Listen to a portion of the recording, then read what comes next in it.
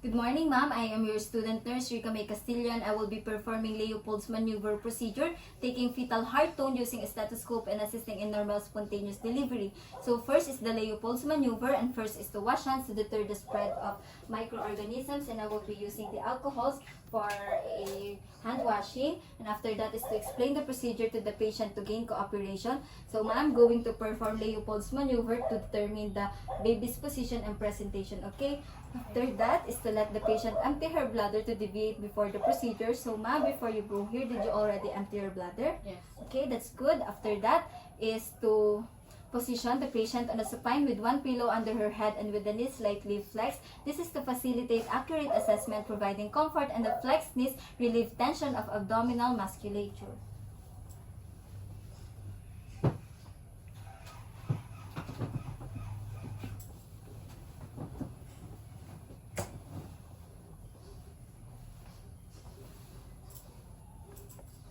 So, ma'am, are you comfortable in your current position? Yes. Okay, that's good. After that, if you are right-handed, stand at woman's right facing the patient for a better accessibility of the healthcare provider. And next is to do the first maneuver or the fundal grip. Face the patient and palpate the uterine fundus to determine what part of the fetus lies in the upper part of the fundus. This is to know if the head feels hard and round, freely movable and ballotable, bridge feels large, and the nodular and softer. After that, we can now do the second maneuver or the umbilical grip. Palpate in a downward direction on the sides of the abdomen, applying gentle but deep pressure to determine the position of the fetal extremities, fetal back, and the anterior shoulders. This is to note on the side of the fetal back, a long continuous structure will be felt. Side of the extremities will feel nodular.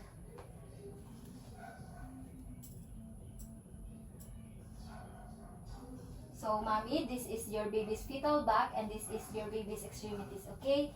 After that is we can now do the third maneuver or Pollock's grip. Place one hand over the diaphysis, pubis, and grasp the lower uterine segment between the thumb and fingers to feel the presenting part. If the engagement has occurred, fetal part feels fixed in the pelvis and the head is an inlet or in pelvis. If presenting part is still movable, it is not engaged. So after that, we can now do the fourth maneuver or the pelvic grip. Turn and face the woman's feet to confirm the findings of the third maneuver and determine the flexion of the fetus head into the pelvis. This is to know the cephalic prominence is felt on side where there is greater resistance to the descent of the vertex. Okay, so after that, we can now locate again the back of the fetus and place the stethoscope over it and listen to fetal heart tone for 1 full minute.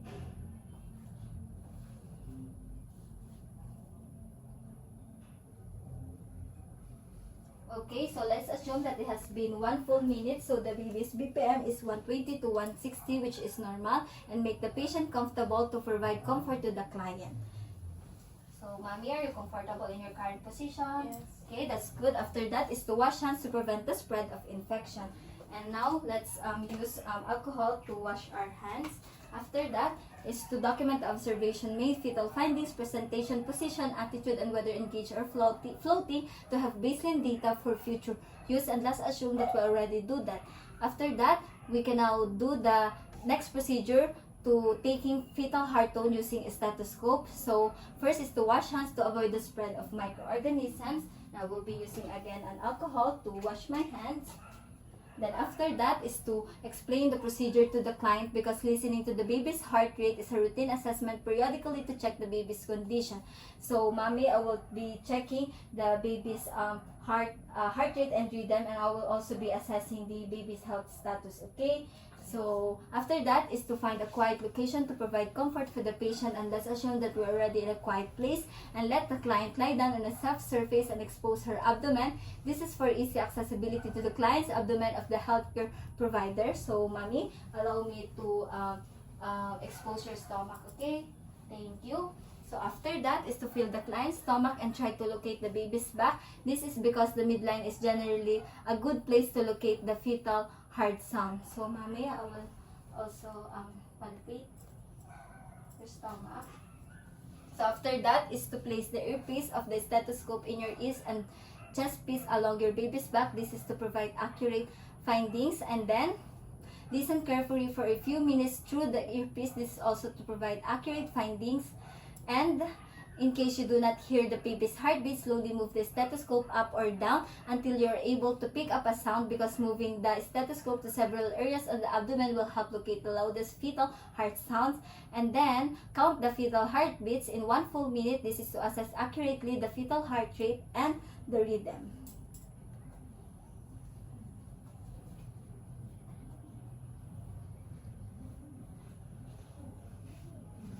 So let's assume that it has been 1 full minute and the baby's BPM is normal. After that, make the patient comfortable.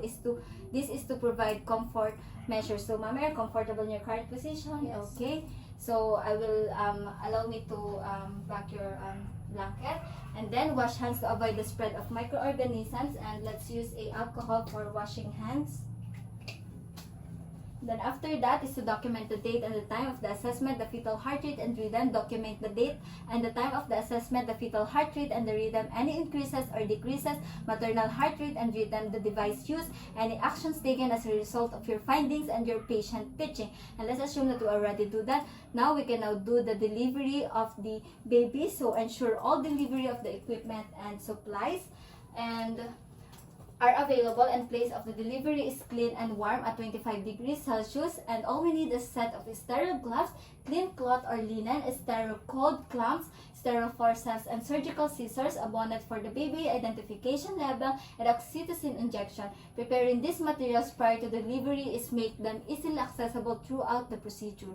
So ensure bladder is empty. It is to give the baby more room to navigate the pelvis and birth canal. So, mommy, did you urinate first before you go here? Yes. Okay, that's good. Assist the woman into a comfortable position in order to have an easier and smooth delivery. Are you comfortable? Yes. Okay, that's good. After that is to stay with her and offer her emotional and physical support. It will help her to ease the pain and have shorter labor. So after that is to allow her to push as she wishes with contractions. Wait until head visible and perineum distending. It is the first stage of labor, the dilatation stage. So let's assume that we already allowed the mommies to push as she wishes, and let's wait for the baby's head to be visible. And then wash hand with clean water and soap and put on gloves just before the delivery. This is for the prevention of the infection during and after the delivery. And let's assume that we already wash our hands using a soap and water. And then I will put the gloves in.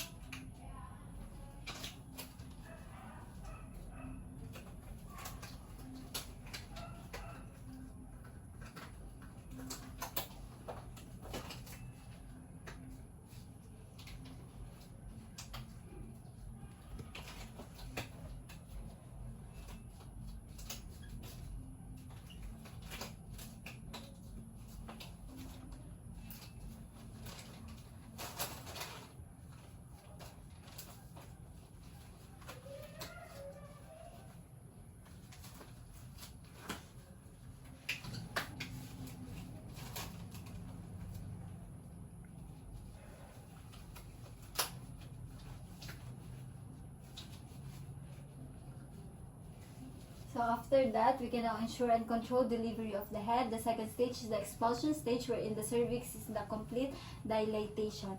And then after that is to keep one hand gently on the head as it advances with contraction. It is to protect the infant's head as it advances.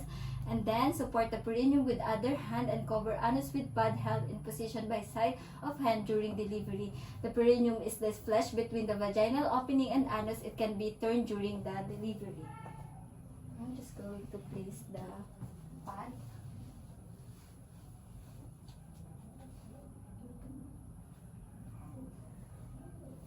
Then after that is to leave the perineum visible between the thumb and the first finger, and then ask the mother to breathe steadily and not to push during delivery of the head. So mommy, so stop pushing for now and relax, okay? Okay, that's good, mommy. And then feel the gently around baby's neck for the cord. It is to know if the umbilical cord is wrapped around the baby's neck, and check if the face is clear of the mucus and membrane, and await a spontaneous rotation of shoulders and delivery within 1 to 2 minutes, and apply gentle downward pressure to deliver top shoulder in order to avoid it from getting caught above the mother's pubic bone. And then after that is we're gonna lift the baby up towards the mother's abdomen to deliver lower shoulder.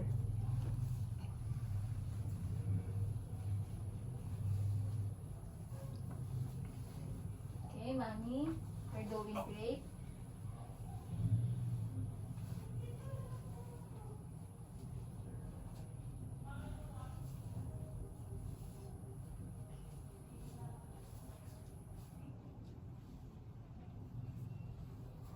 So after that is to as we lift the baby up, we can now place on the abdomen or in the mother's arm for the early skin-to-skin contact and to provide warmth.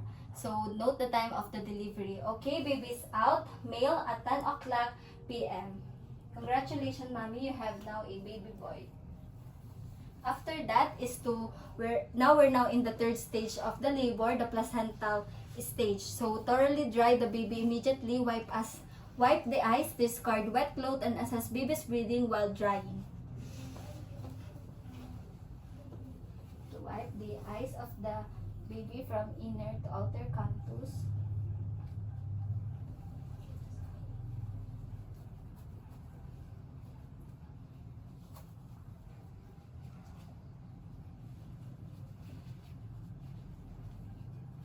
Then after that is to drying will keep the baby warm, and assessing the baby's breathing is important to know if there is any complications, and then palpate mother's abdomen to confirm reduction in the size of the uterus and to know the position of the placenta.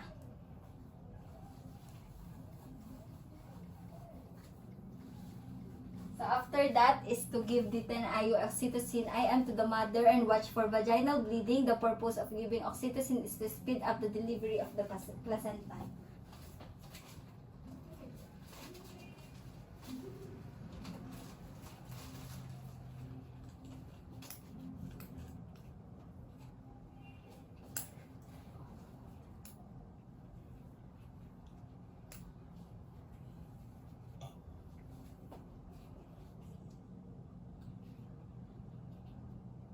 Aspirate.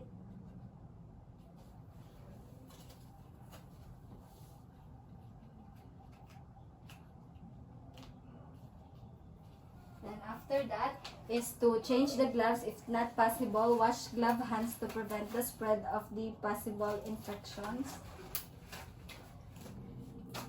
Then after that is to clamp and cut the cord 1 to 3 minutes after birth. Put ties or the cord clamp tightly around the cord at 2 cm and 5 cm from the baby's abdomen, and cut between ties with sterile instruments such as the surgical scissors.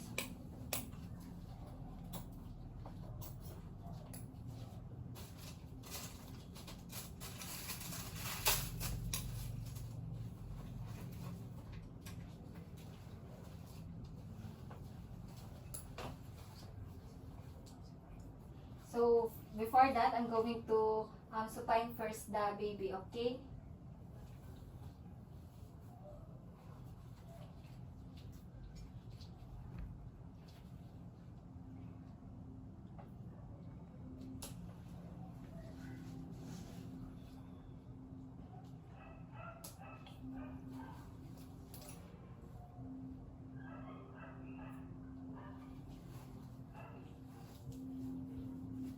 So after that is observe for oozing blood to the assesses if there is an infection. So as I observed, there is none. And then leave the baby on the mother's chest in skin-to-skin contact. So I'm going to prone the baby's back. And then place identification label. It is to avoid switching of the babies in the healthcare institution.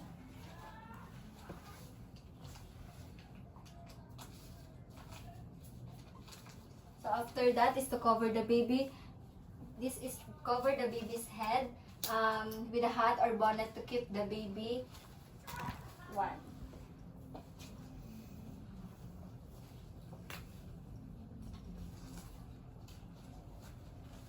After that is to encourage initiation of breastfeeding. Early breastfeeding promotes better health and safe lime. So, mommy, once you notice your baby is ready to breastfeed, so allow her to seek out your nipple, okay? So, after that is to deliver.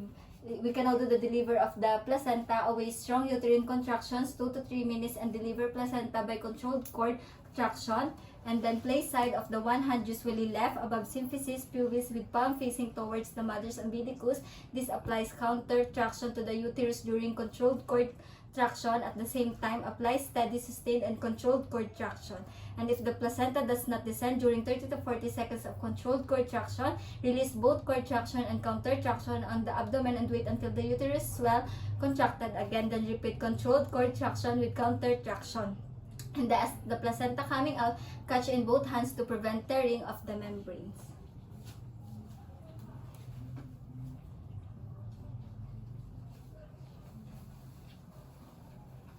So we need to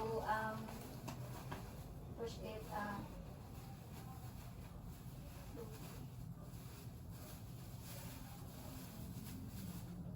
And then after that is we can now place it here. Then after that is to, if the members do not split out spontaneously, gently twist them into a rope and then move them up and down to assist separation without tearing them. So as you can see, I already do that. And then after that, check that placenta and members are complete. Check that uterus is well contracted and there is no heavy bleeding. And as I assess, there is no bleeding. And after that, we can now do the fourth stage of labor, which is the from expulsion of the placenta to a period of 1 to 4 hours after delivery. Critical stage to watch out for postpartum hemorrhage secondary to atony and lacerations. And then repeat check every 5 minutes. It is to watch out for the postpartum hemorrhage and lacerations. And then examine perineum, lower vagina, and vulva for tears, and then collect, estimate, and record blood loss throughout third stage and immediately afterwards. And then clean the woman and the area beneath her, put sanitary pad or folded clean cloth under her buttocks to collect blood and help her to change clothes if necessary. Keep the mother and the baby in delivery room for a minimum of 1 hour after delivery of placenta and dispose of placenta in the correct, safe, and culture appropriate manner. Let's assume that we already do that. So after that is we can now remove the gloves and perform hand washing. It is an infection prevention procedure. So let's wash our hands using an alcohol.